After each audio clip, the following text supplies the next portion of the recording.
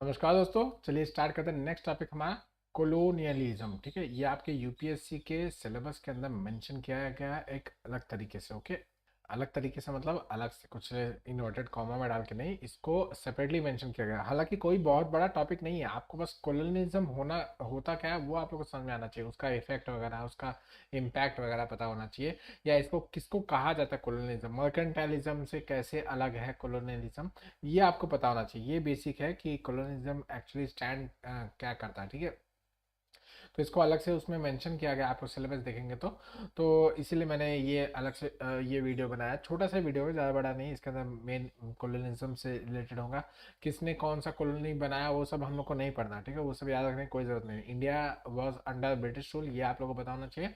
बाकी और कोई किसी भी कंट्री के अधीन हो उससे कोई फर्क नहीं पड़ता। ओके, चलिए।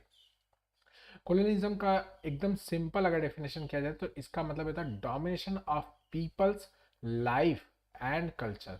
ठीक है, कल्चर और लाइफ के ऊपर डोमिनेशन करना। इसका अगर एक्सप्लिसिट और एक्सटेंडेड अगर मतलब कोई अगर डेफिनेशन मांगा जाए तो colonialism results in control over life of the natives in political, economic, cultural and social sphere. जो आपके चार स्फीयर्स ऑफ लाइफ होते हैं या ह्यूमन बींग्स के चार स्फीयर्स होते हैं, उन चारों स्फीयर्स को ये कंट्रोल करता है। That is why it is known as colonialism. Okay, इसका इकोनॉमिक इफेक्ट्स से मतलब इसका मेन जो क्रक्स होता है, बेसिक आइडिया इसका ये होता है कि जितना हो सके उतना इकोनॉमिक बेनिफिट एक्सट्रैक्ट कर लो कॉलोनी से। मतलब जो भी आपकी कॉलोनी है उससे जितना भी हो सके उतनी क्या बोलते हैं बेनिफिट, इकोनॉमिक बेनिफिट रीप कर लो, वहां से चोरी कर लो, वहां से उठा लो, गायब कर लो। ठीक है, imperialism is more formal and aggressive. ठीक है, ये इसमें एग्रेशन आता है, ये मोर फॉर्मल है। इंपेरियलिज्म मतलब मैं एम्पायर बना रहा हूँ, एम्पायर बनाता चला जा रहा हूँ। ठीक है, तो एम्पायर में क्या होता है कि एक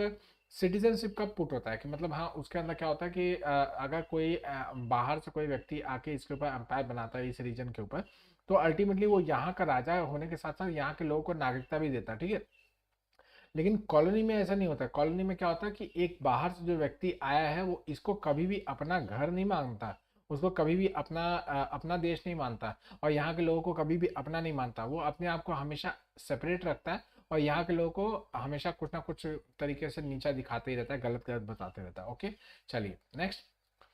रीजन्स फॉर कॉलोनाइजेशन। कॉलोनाइजेशन का रीजन क्या है, क्या हुआ कि कॉलोनाइजेशन अचानक से इतने पूरे देश में, पूरी दुनिया में बढ़ने लगा। First, requirement of raw material. देखिए, क्रम में नहीं है कोई भी ऐसा, मतलब क्रम में नहीं है, क्योंकि एक्चुअली में अगर जो क्रोनोलॉजी में नहीं है, मतलब बताओ तो क्रोनोलॉजी में इसलिए नहीं है क्योंकि बेसिक आइडियाज यही थे, आपके रीजंस यही थे कॉलोनाइजेशन के।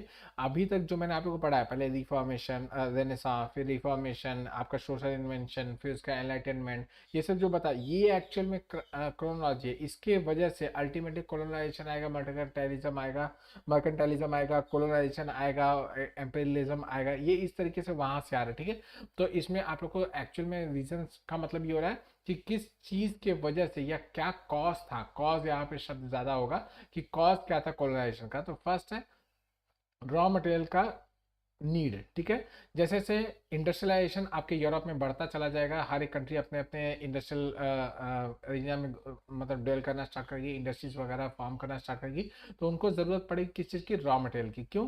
क्योंकि एक तो यूरोप छोटा सा ही है देश। ठीक है, और उनके पास रॉ मटेरियल्स की भी बहुत कम मतलब अवेलेबिलिटी है, ऐसा नहीं है कि एकदम ख़त्म हो चुका है, लेकिन उनको और चाहिए ना, क्योंकि अब उन लोग क्या करें, मार्केट को एक्सपांड करें और ज़्यादा नए नए मार्केट्स लेके आ रहे हैं। ठीक है, तो नए नए मार्केट्स के लिए उन लोग को नया नया रॉ मटेरियल भी चाहिए, और ज़्यादा रॉ मटेरियल चाहिए, कम रॉ मटेरियल में काम नहीं चलने वाला। ठीक है, तो दैट इज वाई इन लोग को रॉ मटेरियल की रिक्वायरमेंट है। ओके, नेक्स्ट, सरप्लस कैपिटल का इन्वेस्टमेंट। ठीक है, जैसे से यहाँ पे इंडस्ट्रियलाइजेशन होता चला जाएगा यूरोप में, वैसे वैसे यहाँ पे सरप्लस कैपिटल जनरेट होना स्टार्ट हो जाएगा। क्यों? इंडस्ट्रीज क्या करेंगी, ज़्यादा क्वांटिटी में प्रोड्यूस करेंगे सेम चीज़। ठीक है, जो 10 लोग बनाए थे वो कोई एक आदमी या एक मशीन बनाने वाला है। ठीक है, तो that is why surplus capital भी जनरेट होगा, एक्स्ट्रा मनी जाएगा मार्केट के अंदर। ठीक है, एक्स्ट्रा मनी मार्केट से जनरेट भी होगा और मार्केट के अंदर से बाहर भी आएगा। ठीक है, दैट इज वाई इससे क्या होने वाला है कि आपके पास सरप्लस कैपिटल जनरेट होने वाला है। ये सरप्लस कैपिटल क्या करेंगे, हम लोग इन्वेस्ट करेंगे। इन्वेस्ट क्यों करेंगे? So that we can reap the profits. Investment क्यों होता है कि भाई लॉन्ग टर्म में हम लोग इन्वेस्टमेंट क्यों करते हैं कि भाई कुछ भी प्रॉफिट आएगा तो आगे चल के मेरा लाइफ सिक्योर रहेगा। इन्वेस्टमेंट इसीलिए किया जाता है। Okay, next, sources of minerals, जैसे मैंने बताया भाई, यूरोप के पास जो भी अपने मिनरल्स है, उसके अलावा एशिया, अफ्रीका, ऑस्ट्रेलिया, ये सब जितने भी कॉन्टिनेंट्स है, इनमें भी अपने बहुत सारे भर भर के मिनरल्स भरे पड़े हुए हैं ना। तो इन सब का भी यूज करना है, इन सब का भी एक्सप्लॉयटेशन करना है इन कॉलोनियल कंट्रीज को, ठीक है। जियोग्राफिक इंपॉर्टेंस मतलब अब जैसे कि अगर उन्होंने अपने मर्चेंट्स भेजे, मतलब यूरोप से, समझ लीजिए ब्रिटेन ने अपने मर्चेंट भेजे यहाँ पे, क्या बोलते हैं, इंडिया में, ठीक है। इंडिया में, प्यारे देश भारत में भेजा। तो रास्ते में वो चाह रहा है कि भाई कोई पायरेट उनको पकड़ के मार ना दे, कोई लुटेरा उनको मतलब लूट ना ले, या फिर कोई कंट्रीज आसपास, मतलब उस रीजन में जो कंट्रीज है छोटी बड़ी, वो उनके ऊपर ज़बरदस्ती कोई टैक्सेस वगैरह ना लगा दे, उनको रोक ना ले, उनके सामान हड़प ना ले, उनको कपड़े उतारो भागो यहाँ से, इस तरीके से करके ना भगा दे। तो that is why they needed कि उनके कुछ चेक पॉइंट्स होने चाहिए, उस चेक पॉइंट्स के ऊपर उनका कंट्रोल होना चाहिए, जैसे आपका जिब्राल्टर है, एडन है, सिंगापुर, अंडमान निकोबार, ये सब चेक पॉइंट्स है, ठीक है। दैट इज़ वाई यहाँ पे इन लोग अपने अपने नेवी वगैरह को एस्टेब्लिश करके रखे रहता है कि हाँ भाई इन लोग को देखते रहो, यहाँ से, फिर यहाँ से हमारा सामान जा रहा है तो आप उसको मैनेज करते रहो, इनको कोई दिक्कत नहीं होनी चाहिए, okay. Next, availability of labour. European market के अंदर जब आपका लेबर्स लोग जो थे, ठीक है, लेबर लोग जितने भी थे, अब जब जैसे जैसे रॉ मटेरियल का इंपोर्ट एक्स्ट्रा हो रहा है, इंडस्ट्रियलाइजेशन बढ़ रहा है, या ऐसे क्या है, इंडस्ट्रियलाइजेशन बढ़ रहा है, तो रॉ मटेरियल का इंपोर्ट ज़्यादा हो रहा है, और ज़्यादा वर्कर्स चाहिए, सेम मतलब और ज़्यादा काम करने के लिए, सेम काम करने के लिए और ज़्यादा वर्कर्स चाहिए, ताकि और प्रोडक्शन हो सके। और प्रोडक्शन क्या करेंगे हम लोग, और मार्केट में पहुँचाएंगे, ज़्यादा से ज़्यादा मार्केट में पहुँचाएंगे, ज़्यादा से ज़्यादा प्रॉफिट रीप करेंगे, ठीक है। तो this was the basic idea. तो हम लोग को चाहिए क्या, लेबर, लेबर और चाहिए, ज़्यादा से ज़्यादा लेबर चाहिए, ठीक है। इनफैक्ट लेबर के साथ साथ आप इसमें सोल्जर्स वगैरह भी ऐड कर सकते हो, कि भाई सोल्जर्स भी इनको चाहिए, क्यों, क्योंकि उनको नया नया एम्पायर क्रिएट करना है ना, नया नया उनको कॉलोनी अपने अंदर लेके आना है, नए नए एरिया को अपने अंदर लेके आना है। तो इसके लिए उनको चाहिए सोल्जर्स। इन सोल्जर्स को कहाँ से लेके आएंगे, इन्हीं कॉलोनी से उठाएंगे, इन्हीं कॉलोनी से उठा के बगल वाले कॉलोनी को क्या बोलते हैं, कब्जा मारेंगे, ठीक है।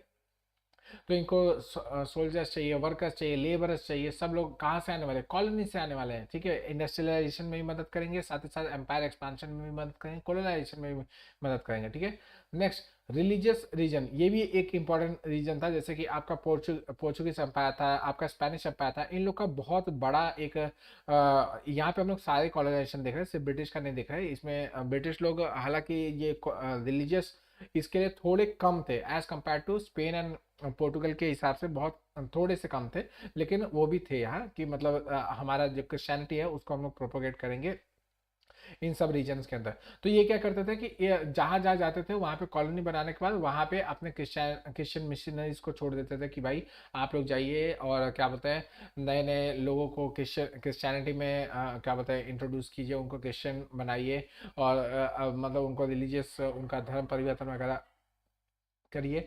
ये सब इस समय होता था, ठीक है। तो ये आपके causes of the colonization. Next है मेरिट्स ऑफ कॉलोनाइज्म, ठीक है। तो कॉलोनिज्म का आपका मेरिट क्या क्या है, ठीक है। फर्स्ट है इंडस्ट्रियल ग्रोथ। देखिए, हो सकता है आप लोग इससे काफ़ी सारी चीज़ों से वाकिफ़ ना रखें, मतलब आप लोग इससे सहमत ना हो, लेकिन कोई बात नहीं है। कॉलोनिज्म क्या है, उसका मेरिट्स एंड डिमेरिट्स आप लोग देख के रखिए। अच्छा बुरा दोनों हो सकता है, ठीक है। कहीं कहीं पे अच्छाई की होगी, हमारे यहाँ पे बुराई करके गए, इसीलिए हमारे हमारा एक्सपीरियंस उस तरीके से बेकार है, ओके। फर्स्ट है इंडस्ट्रियल ग्रोथ। देखिए बहुत सारी जगह पे क्या हुआ ना, कॉलोनिज्म जैसे जैसे एस्टेब्लिश होता गया, वहाँ पे इंडस्ट्रीज भी ग्रो करना स्टार्ट की। फॉर एग्जाम्पल यूएसए ले लीजिए।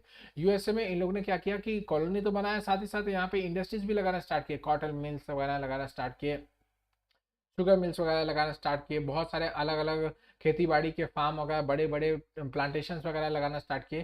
तो यहाँ पे इंडस्ट्रियल ग्रोथ इन लोग करना स्टार्ट करते हैं। वो चीज़ यहाँ पे इंडिया में नहीं करते इन लोग, लेकिन वहाँ पे करते हैं, ठीक है। तो ये इस तरीके से मतलब कहीं तो इन लोग ने अच्छा भी किया, ठीक है। Next, mother country use to send powerful and genius people to the different colonies. अपने कॉलोनीज को मेंटेन करने के लिए नए नए एडमिनिस्ट्रेटर, नए नए सिविल सर्वेंट्स वगैरह को ये भेजते थे, ठीक है। तो एक तरीके से ये देखते थे, जो उनका बेस्ट टैलेंट होता था उसको यहाँ पे भेजते थे, कि भाई भले उनका अल्टीमेट रीजन ये था कि हाँ किसी भी तरीके से कॉलोनी को मेंटेन करना है, लेकिन अपना बेस्ट टैलेंट वो यहाँ पे भेजते थे, सो दैट यहाँ पे काम चलता रहे, ठीक है। तो एक तरीके से उन्होंने कॉलोनीज का मतलब सुरक्षा भी किया, सिक्योरिटी भी प्रोवाइड किया, साथ ही साथ यहाँ पे जो भी डेवलपमेंट वर्क वगैरह होगा अल्टीमेटली वो इन्हीं जीनियस पीपल लोगों के दिमाग की उपज होने वाली है, ओके। नेक्स्ट, कॉलोनिज्म की बात की जाए तो इसने मदर कंट्री की प्रेस्टीज को बढ़ाया। जैसे इंग्लैंड, आज भी लोग इसको एक प्रेस्टीज के भाव से देखते हैं, हम लोग तो कुछ भी नहीं देखते हैं, हमारे लिए तो मतलब धूल की कौड़ी है, लेकिन फिर भी हम लोग एक मतलब दुनिया में तो यही है कि भाई इसने दुनिया के ऊपर राज किया है, यूरोपियन यूनियन ने, यूरोपियन यूनियन बोला, यूनाइटेड किंगडम ने ये दुनिया के ऊपर राज किया हुआ है, तो इसको आज भी माना जाता है कि हाँ भाई कॉमनवेल्थ का एक मेंबर है, साथ ही साथ ये हेड ऑफ द उसका है, ऐसे वैसे बहुत सारी चीज़ें उससे जुड़ी हुई है कि हाँ हिस्टोरिकल सिग्निफिकेंस इसका रह चुका है, ठीक है, तो इससे उसका प्रेस्टीज एक बना हुआ है, ठीक है।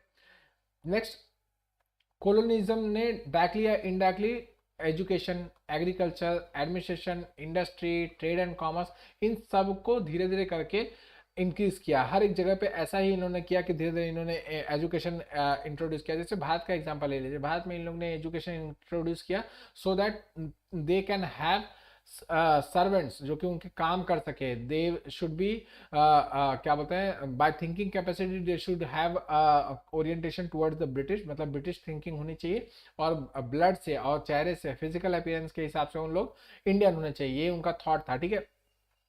तो इस तरीके से इन लोगों ने स्टार्ट किया और ये अल्टीमेटली सेल्फ सफिशिएंट भी होते चले गए धीरे धीरे, जो आपके कॉलोनीज थे वो धीरे धीरे करके सेल्फ सफिशिएंट भी होते चले गए, ठीक है।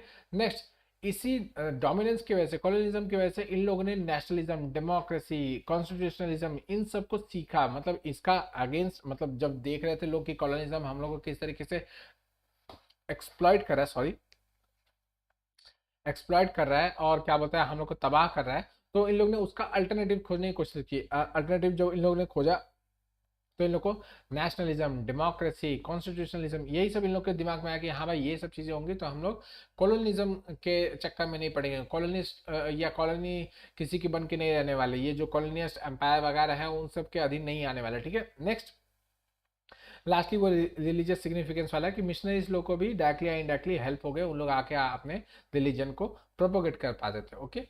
Next, impact of colonialism, last है इम्पैक्ट ऑफ कॉलोनिज्म। फर्स्ट है कोलंबियन एक्सचेंज, ये टर्म बहुत इंपॉर्टेंट है, ठीक है। ये टर्म क्या बोलते हैं, इसका मतलब क्या होता है वो बताते थे कि इसका मतलब ये होता है कि बहुत सारे आपके एक्सचेंज जाने या अनजाने से हो जाएगा, जैसे plants, animals, culture, human population, technology, ideas, ये सब सारे के सारे एक्सचेंज होंगे, कहाँ से कहाँ, यूरेशिया और क्या बोलते हैं अमेरिका, या फिर यूरोप एंड एशिया, या एशिया यूरोप अफ्रीका, इस तरीके से इन लोग में चेंजेस वगैरह आना स्टार्ट होगा। अब ये प्लांट्स, एनिमल, जैसे किसी को, जैसे बहुत सारे ऐसे प्लांट्स है, जैसे कॉफ़ी के प्लांट्स वगैरह, हालांकि कॉफ़ी से पहले ही आ चुका था, कॉलोनिज्म से पहले ही आ चुका था, लेकिन बहुत सारे ऐसे प्लांट्स है जैसे पाम ऑयल, ठीक है, पाम ऑयल, पाम, ठीक है, ये ऑयल पाम जो होता है ये आपका ब्राजील का है, ठीक है, ब्राजील का नेटिव है, वहां से इसको इंट्रोड्यूस किया इंडोनेशिया में। आज इंडोनेशिया पूरे वर्ल्ड को पाम ऑयल खिला खिला के मोटा कर रहा है, ठीक है। नेक्स्ट, और भी बहुत सारे ऐसे क्या बोलते हैं इसको क्या कहा जाता है, बहुत सारे ऐसे एनिमल्स हैं जो कि एक जगह से दूसरी जगह जानबूझ के ले जाएगा, जैसे कि आपका यूरोप में आपके खरगोश पाए जाते हैं, रैबिट्स की बात कर रहा हूँ, रैबिट्स, ठीक है। ये रैबिट्स जो है ये आपके न्यूजीलैंड और ऑस्ट्रेलिया में नहीं पाए जाते थे। अब न्यूजीलैंड में जब इन लोग को इंट्रोड्यूस किया गया तो आज ये मतलब इतने बड़े मीनेस बन चुके हैं वहाँ पे, मतलब रैबिट इतने ज़्यादा मीनेस बन चुके हैं कि हर जगह पे आपको रैबिट तो मिल ही जाएगा, ठीक है। पब्लिक उनसे मतलब त्रस्त भी है, और क्या ही कर सकते हैं, जानवर को मार नहीं सकते, ठीक है। कल्चर का क्या बोलते हैं आदान प्रदान, ह्यूमन पॉपुलेशन का इधर से उधर, आप ये समझ सकते हैं इंडियंस लोग कहाँ कहाँ नहीं पड़े, इंडियन डायस्पोरा कहाँ कहाँ नहीं भरा पड़ा है, फिजी वगैरह ये सब है, वेस्ट इंडीज वगैरह है, यहाँ पे आज भी लोग यहाँ के क्या बोलते हैं नाम वगैरह रखते हैं। और अभी आयरलैंड में आप लोग देख सकते हैं, आयरलैंड के जो क्या बोलते हैं प्राइम मिनिस्टर है वो भी इंडियन ही है, ये सब इनका डायस्पोरा पहले से चला गया था, यहाँ से उठा के वहां पे चले गए थे, ठीक है। किसी ना और कनाडा, अरे कनाडा को कैसे भूल गया यार, कनाडा, कनाडा में तो यहाँ से उठा के लेके चले गए थे कि हमें सब लोग को काम कराएंगे वहाँ पे क्या बोलते हैं गेहूं की खेती करवाएंगे, आज वो सबके सब वहीं के नेटिव बन गए, इनफैक्ट वहाँ का एक मेजोरिटी चंक हमारा पॉपुलेशन बनता है, ठीक है। नेक्स्ट, स्लेव ट्रेड, ठीक है। स्लेव ट्रेड जो कि मतलब एक गलत चीज़ है, लेकिन फिर भी उस समय ये क्या बोलते हैं एक बड़ा एक आउटकम आया कॉलोनिज्म की वजह से, कि इसकी वजह से क्या हुआ, स्लेव ट्रेड बहुत ज़्यादा फला फूला, और जिसकी वजह से क्या बोलते हैं अफ्रीकन्स को, एशियंस को उठा के अलग अलग कॉलोनीज में, जैसे कि अमेरिका, साउथ अमेरिका, क्या बोलते हैं ऑस्ट्रेलिया, न्यूजीलैंड, इन जगह पे ज़बरदस्ती लेके जाएगा, काम कराएगा, आज वो वहीं पे रहते हैं, वहीं के हो चुके हैं। Barack Obama is a very prominent example, उनका फैमिली फैमिली केनिया से बिलोंग करता है, वहाँ से उनको उनके फैमिली को उठा के लेके गए थे वहाँ पे। एंड फिर जैसे भी चीज़ें है वो मुझे एक्चुअली में याद नहीं है, ठीक है, लेकिन वो वहाँ के प्रेसिडेंट भी बन जाता है अल्टीमेटली। तो स्लेव ट्रेड ने क्या बोलते हैं इस तरीके से लोगों को डिस्प्लेस भी किया। ओके, नेक्स्ट, मर्केंटाइलिज्म को बूस्ट मिलता है। क्यों? क्योंकि आपका कॉलोनी जब बन चुका है तो फिर कोई भी मर्चेंट ये नहीं टेंशन लेता कि भाई मेरा प्रोडक्ट बिकेगा कि नहीं बिकेगा। Yes, it is my colony, मैं अपने सरकार से बोलूँगा और सरकार हमारे लिए ऐसा कंडीशन एनवायरनमेंट बना के रखेगी कि मेरा प्रोडक्ट वहाँ पे बिकी जाएगा। मैं हमारे प्रोडक्ट के ऊपर चीप क्या बोलते हैं कॉस्ट, मतलब इनपुट ड्यूटी या कस्टम ड्यूटी वगैरह बहुत कम लगाए जाएंगे, और यहाँ के जो प्रोडक्ट्स होंगे उनके ऊपर ज़्यादा ड्यूटीज़ वगैरह लगाए जाएंगे। Okay, next, military innovation. इसी की वजह से मिलिट्री में भी इनोवेशन हुआ। क्यों? क्योंकि जब सबको भाई नए नए जगह कैप्चर करनी है, नया नया कॉलोनी बनाना है, तो इनको मिलिट्री में भी तो इनोवेशन करना पड़ेगा। अगर मिलिट्री में इनोवेशन नहीं करोगे तो आज जो आपके पास है वो किसी और के पास तुरंत आ जाने वाला है। तो जब उसके पास आ जाएगा तो वो ही आपके सामने तलवार लेके खड़ा हो जाएगा, मतलब जो भी नई टेक्नोलॉजी है वो लेके खड़ा हो जाएगा, और आप वहीं पे फिर धरे के धरे रह जाओगे। तो आपको रेगुलर बेसिस पे मिलिट्री इनोवेशन करना पड़ जाता है, ठीक है। इसकी वजह से आप समझिए कि एक समय कहाँ लोग तलवारबाजी कर रहे थे, एनफील्ड वो पुरानी राइफल चला रहे थे, आज लोग मिसाइल विसाइल दाग रहे हैं, ठीक है। इसी के साथ साथ एक नेगेटिव इफेक्ट होता है आपका डिसीज का इम्पैक्ट, ठीक है। बहुत सारे डिसीज जैसे आपका प्लेग ले लीजिए, ठीक है। प्लेग जो है वो आपका यूरोप से फैला था, स्पेशली आपके फ्रांस और इंग्लैंड के जो तंग जगह होते थे, जहाँ पे मतलब वर्कर्स लोग को ज़बरदस्ती ठूस ठूस के रखा जाता था इंडस्ट्रियल कॉलोनीज के अंदर, उन जगह से प्लेग निकलता है और प्लेग पूरे के पूरे वर्ल्ड में क्या बोलते हैं फैल जाता है। इनफैक्ट इंडिया में भी बहुत सारी जाने जाती हैं। तो ये ऐसे बहुत सारे एग्जाम्पल है, बहुत सारी बीमारियां जो वहाँ से चली आई हैं और आज यहाँ पे आपके नेटिव लोगों के सामने मतलब पास भरी पड़ी है, ठीक है। तो मतलब अब ये कॉमन हो चुका है, जैसे येलो फीवर, ये सब भी यूरोप से आया हुआ है, लेकिन आज आपके यहाँ पे इसके टीके वगैरह लगते हैं। मलेरिया हो गया, मीसल्स हो गया, ये सब जो है अलग अलग कॉलोनी से यहाँ आए, यहाँ से दूसरे जगह पे गए, इस तरीके से चीज़ें होती रही, ठीक है। इतना आपका कॉलोनिज्म में पढ़ना है, इम्पैक्ट वगैरह सब कुछ देख लिया तो समझ में आ जाएगा कॉलोनिज्म क्या है, कैसे है।